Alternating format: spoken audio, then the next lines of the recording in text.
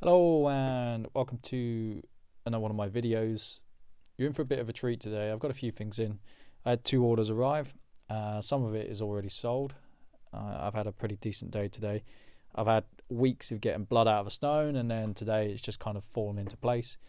It's before I even start selling, so I've already hit my quota and some, so it kind of makes up for lost ground.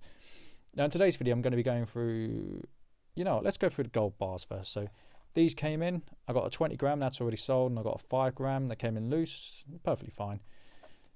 So this one is already gone. It's a bit like deja vu, because last week I had a gentleman message me saying, I've got a 20 gram bar and I've got some 5 grams.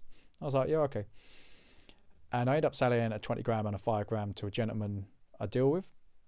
And then I think it was yesterday or the day before, hey Sean, I got a 20 gram and a 5 gram. Do you want to buy it? And I was like, yeah, sure. I'm always a buyer. You will get more in the groups, but here's what I pay. And the same gentleman has bought this 20 gram bar as well. So certainly deja vu for me. I've never had this branded before. Yeah, not a problem. Happy with this. You can hear that sweet ring. It also weighs fine. Now, if it was fake, you wouldn't get that ring. It just wouldn't happen. Also, you'd have to fake it with, say, tungsten. It's too expensive these days. Just for anyone who's saying, well, how do you know it's not fake? There are many ways to kind of work these things out. This is a metal ore 5 gram. I had these in the past. I don't know if you saw my video prior, maybe a few weeks back, where I had some 10 grammers in, and so this one different density, so it's got slightly different ring, and you'll find out with coins as well. That's not just a bar thing. So yeah, these come in. This is very much a bread and butter thing. If I make 5% on this, I'm happy with that. It's metal in, metal out. And let's get onto this side of things. So you would have seen all of these coins before. So what was happening was, there's a lady I deal with, really nice lady. She's a proper collector. She really likes her coins. She said to me, well, she approached me a few weeks ago and she was like, I'm thinking of selling. What can you buy for? And I said, in the current market, you're going to lose on what you paid. I can only trade the market in front of me. I can't pay you what you paid, unfortunately. And she was like, that's okay. Like, just tally it up and we'll see where we're at. So I was actually going to trade her sovereigns, but I didn't really have any sovereigns come in that I thought she would have wanted to collect. And then she comes back to me and she says, actually, I need some money for something to do with her house. She did tell me it might have been a conservative, but would I still be willing to buy them? I was like, yeah, I can buy them. So let's go through the coins. Like I said, you would have seen all of these, but it's not often I get high-end coins in one place. There's only 8 coins, but they are nice. So this is a Uruguayan 5 peso coin. You potentially would have seen this 3 to 4 times on my channel already. I've sold it, bought it back, sold it, bought it back, sold it, bought it back, and I've also sold this, and this will be going to a dealer up in Scotland. So he's told me it's going in his personal collection for a while. The interesting thing about this coin is they're very hard to find. They minted 100,000 of them, and I think it's like 85 or 86,000 of them are in the bank vaults. They never released them for the public.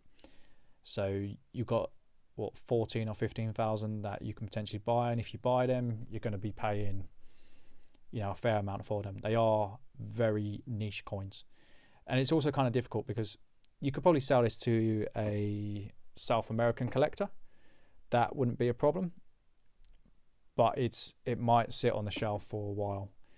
So for me, naturally, I took it to a specialist, and I just said, look, it's okay. I know you've got to make money. I'm just trying to get this off the books to de-risk my end. So he was happy to take that, and I'm not shocked he's taking that because it's a wonderful coin. He also ended up taking this coin here. So I originally won this in auction, and I sold it to the lady. This is the only 2.5 pesos I've ever had from Colombia. These are pretty rare coins. You're not really going to find them. I actually made a small loss on this when I sold it to a dealer, but in the grand scheme of things, it was probably more how I worked my numbers, and I was happy to offload both of them because these would have been the hardest coins to move, and I was okay with that. So he said he's probably going to slap £20 on it and move it on to a friend of his. But it's a wonderful coin. It does have a little rim dink, ever so slight. That's a shame. But in terms of the quality of it, it's nice. It is a nice coin. I couldn't actually find numbers on this on how many were minted. I just know that I haven't seen them. So to me, that says it's kind of a rare coin. I've been in the game a long time. So that's those two coins. This coin's also sold. So this is a 20 franc. This went to a newer customer. So he wanted a 1/4 ounce off me, and it just sold last night. And I said, look, I've got some other coins in that might kind of fit the bill for you if you're interested. And he opted to buy this. This would be, well, most likely this is a restrike 1907. I believe this is a restrike, but it doesn't take away from the fact that it's a wonderful coin. You see less and less of these after Brexit, unfortunately. I used to deal in 10 and 20 francs all the time. I just don't see that many these days. And that kind of saddens me a bit because the Latin Monetary Union coins are wonderful. They've got some really, really wonderful coins out there. Like the Italian lira, which is part of the LMU. Nice coins. The Tunisian, they're nice. And there's some South American coins on there as well. I bought a 20 Corona. This one is, I might be sitting on this a while. I really like the design. A couple of angels next to the coat of arms. Now, if you buy this from a dealer, they're going to charge you around 340-ish. I think when I originally sold to the lady, I sold for around 335 when I last sold it. That's probably where I'm going to benchmark it now. Nice coin. I've also got this in the 10. A gentleman approached me and was like, I've got one of these, do you want it? And I was like, yeah, I'll take off your hands, it's not a problem. Nice guy. I've potentially got a buyer lined up for this. So this is a 20 mark gold coin. This is a nice example. They're not really rare. I believe this came from a gentleman in Hong Kong because it has this. Nice example. Some of these coins you've got 20 or 30 million though, so it's not particularly rare. However, in today's market, this is probably a 370 coin. 6 months ago, this type of coin would have been going for £400. Nice luster. Nice little coin. And there's a few more coins to show you. And then that'll be the lot for today.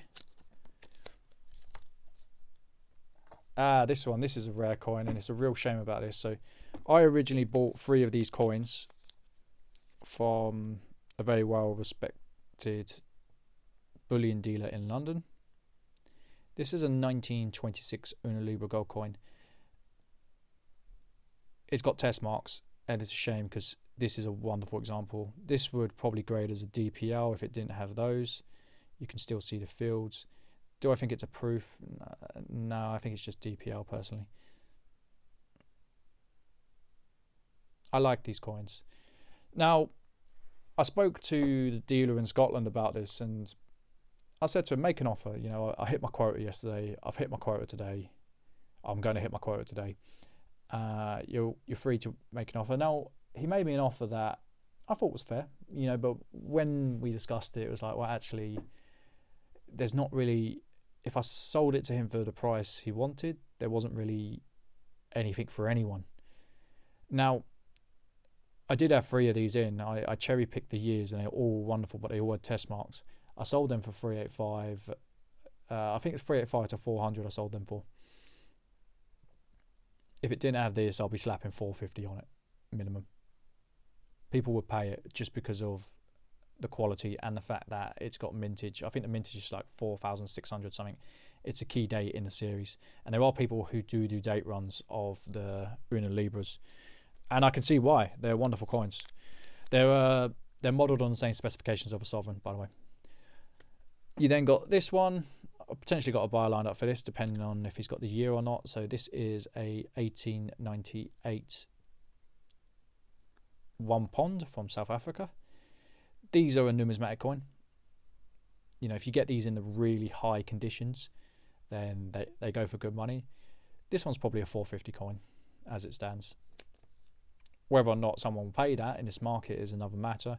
I'm more than happy to hold on to a coin like this because you don't see many of them. I've been on a good run with the South African ponds recently, but overall, you don't see many of them. They're pretty rare coins. And finally, I've got a $5 coronet head. Now, the dealer said to me, he's like, "Oh, I'll make you an offer on that." I was like, "Nah," because I'm happy to sit on this. I like pre-33 myself. If it doesn't sell, it's okay. You know, I'm more than happy to sit on it because I enjoy this type of coinage. So if I'm holding on to this for 5 months or 6 months, sorry, I'm perfectly fine with doing that. This is probably a £390 to £400 coin.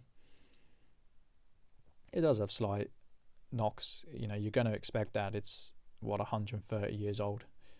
You know, I'm 30. This coin is 100 years older than I am, and I've been knocked around a few times in my life, that's for sure.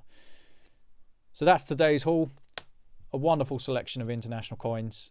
I hope you've enjoyed the video, and I'll see you on the next one.